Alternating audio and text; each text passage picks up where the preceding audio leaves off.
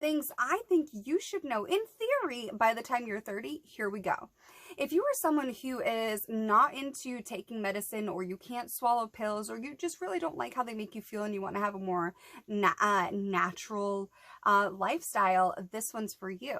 A lot of people don't actually know that almonds carry some of the same healing and pain relieving properties as aspirin. So if you have a migraine, you have a headache, or something's not feeling quite right, and you're kind of like, oh, that aches, I think it's gonna rain, something like that, you can actually eat like 10 to 13 almonds and you get the same pain relieving properties as an aspirin. A lot of people don't know that. Another hack that I think is super cool, and perhaps you should know by the time you're 30, is how to properly dry your shoes. Now, I grew up just throwing shoes into the dryer, and then you get that sound that's like, ooh, it's like dun dun dun dun dun dun dun. Well, I learned recently, so after 30, so learn from my mistakes, possibly break your dryer. What you're going to do is you're going to untie your sneakers, so you have your laces, and you're going to tie them into a knot. And what you're going to do is you're going to open your empty dryer, place your sneakers on the inside part of the door, and you're going to drape the knot over the door and shut the door. What this is going to do is the knot is going to hold your shoelaces in place while the dryer goes around in the cycle, and therefore dries your sneakers without that horrible dun dun dun dun dun sound. You're welcome. I actually tried this recently and it really did work. I was super excited, but here's one thing that I did learn. You need to make sure that it is an empty cycle. So you don't want clothes in there, because what's going to happen is the clothes are going to hit up against the shoes, and that pressure of hitting the shoes will open your dryer door. So make sure when you tie your laces and you drape your sneakers into your washer and you shut the door, make sure it's an empty cycle, and that way you can dry your shoes without banging around in your dryer. The next thing is your hairbrush. Now, a lot of people nowadays experience, by the time they start getting into their mid to late 20s, some people earlier, some people later, and some people, if they're lucky, not at all.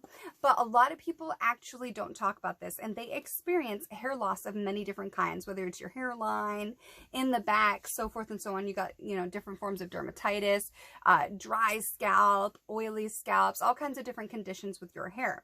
What a lot of people don't actually tell you is dermatologists actually recommend you clean your brush every 2 weeks.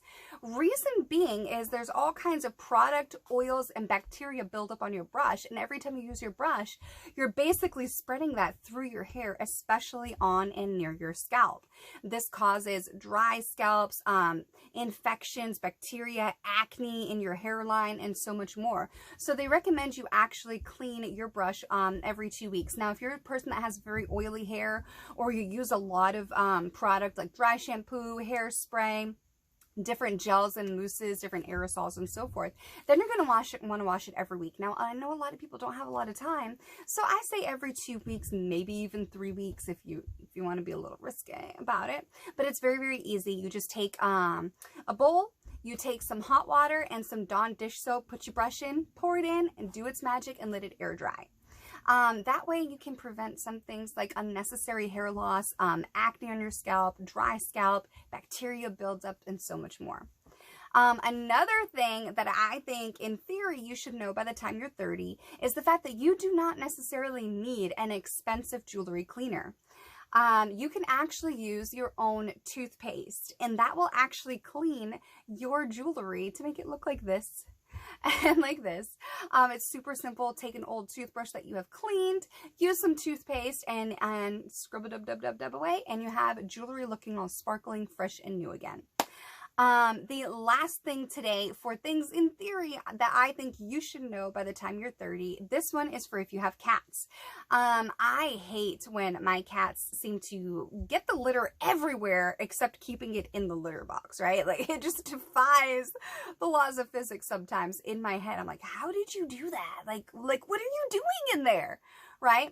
Well, a lot of people have tried all kinds of different mats, different carpets, even those hideaway mats where it's supposed to go through the mat and hold in this pocket, which doesn't always work. Try and save your money and try this simple life hack instead. Pull your litter box away from the wall a little bit and position the door of where they go into the litter box facing a wall. So that way, when they start kicking stuff out and defying the laws of Einstein's physics, it'll bounce off the wall and stay right in front of the entrance of the litter box. So much easier to clean. It prevents it from getting all over your house. It is such an easier time cleaning and keeping things neat and sanitary and fresh. All right, everybody, that is the conclusion this week for things that I think you should know by the time you're 30.